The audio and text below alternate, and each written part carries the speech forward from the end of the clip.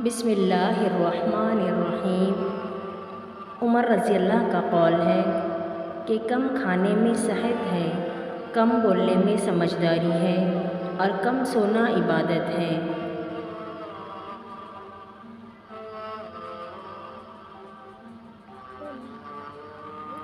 الفاظ بولنے سے پہلے انسان کے غلام ہوتے ہیں، بولنے کے بعد انسان الفاظ کا غلام بن جاتا ہے۔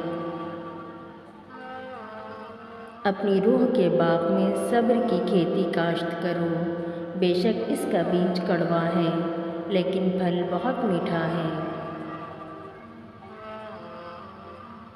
فجر کا سجدہ تمام سجدوں سے زیادہ پرسکون ہوتا ہے۔ سوچنے کی بات ہے، ہم دنیا میں اس لیے پیٹے جا رہے ہیں کہ ہم مسلمان ہیں اور آخرت میں اس لیے پیٹے جائیں گے کہ ہم دنیا میں مسلمان تھے ہی نہیں۔ استغفر اللہ۔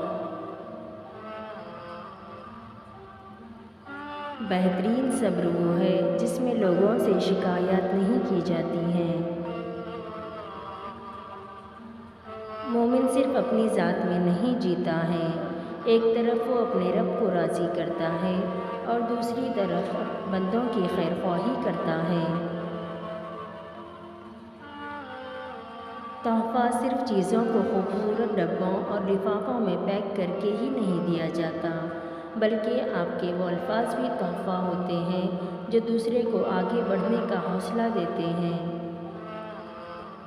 ہماری دنیا کے مسائل اتنے زیادہ نہیں ہیں جتنے طنز، سوال، دل دکھانے والے تبصرے ہیں۔